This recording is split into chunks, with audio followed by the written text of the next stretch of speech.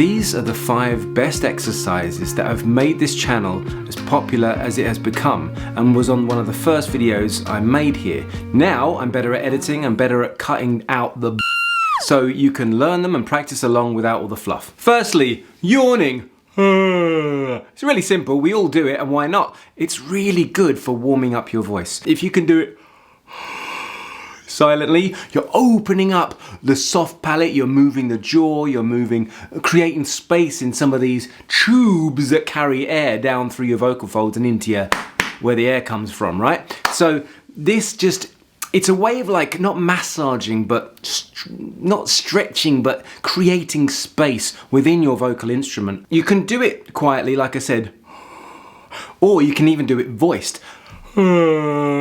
So then at the same time, you're also warming up your vocal folds and you're warming up the vibrations, the mechanism that makes the vibrations. So you can be doing this any time of the day, just to keep yourself limber. If you're someone that has to go and speak, if you're an actor, if you're just someone who doesn't want to speak, it's really good to warm up, because if you warm up, then you're going to be better able to speak. And so yawning is something that you can do when no one's looking and no one thinks you're doing a vocal warm-up, but you kind of secretly are. So yawning, just do it.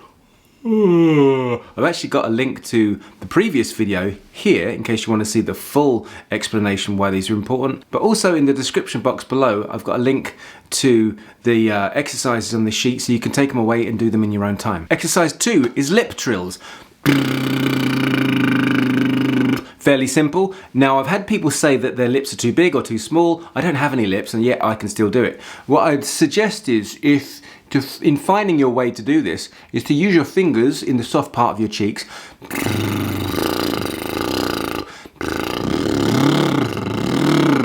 until you can move them in the right place that you can actually get that trill happening.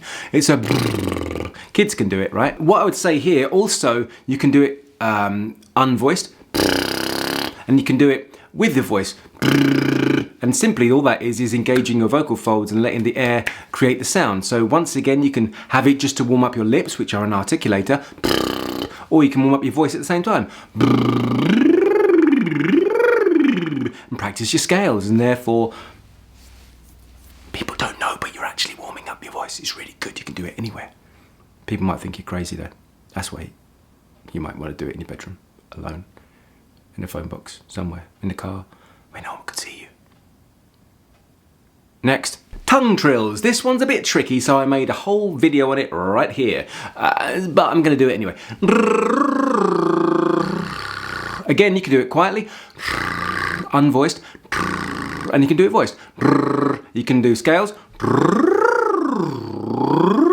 we can not, like that. The tongue is such a huge articulator. It's so important in the way you pronounce, enunciate, and speak, that it's worth warming up. And like I said, that video is really worth checking out. Just do them with great for clarity. If you want the explanation, go to the old video. This is a dexterity drill. You can do this as many times as you want. You're going to have to use a voice for this one. It's badaga padaga, bordago pordago, boodago poodago, bidigi pidigi, bedigi pedige. Anyone who's seen my channel before may have come across these, and they're excellent. And how it goes is like this. You try and do it as fast as you can, and not only as fast as you can, but as many times round as you can on one breath. And the idea is that you try to keep them as clear, but then once you've got them clear, you get them faster, and then you see how many you can do in one breath. So which does the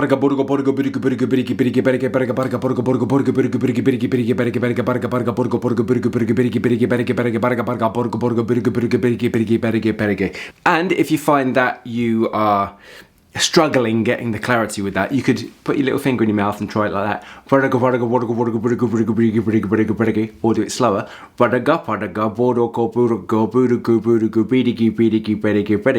and then hopefully that will then tighten up that articulation, so you could be more. I have this bone prop, and there's a video on that right here, which does the same job, but it's just you can keep it on your chain. You don't have to be sticking your dirty finger in your mouth all the time. However, saying that, you're going to be holding that and putting that in your mouth, so I don't really see the difference.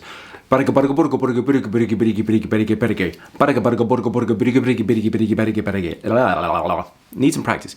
Yeah, the next one is very similar, and this is another great one. It's and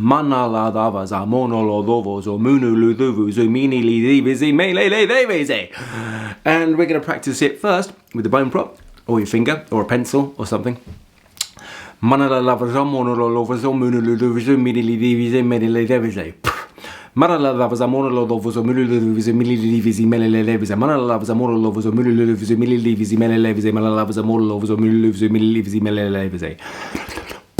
Right, those were the 5 exercises on that initial video. The first video on this channel that actually kind of went really popular, and that's how I know these are exercises that work for you and they have benefited people, because it's made people come back. And hopefully this has just been a quicker way for you to get to those exercises rather than having to go through the whole thing again. Like I said, on my website vocabilities.com, you can find a sheet with these exercises, so you can take a picture or print it out or do whatever you need to do for you.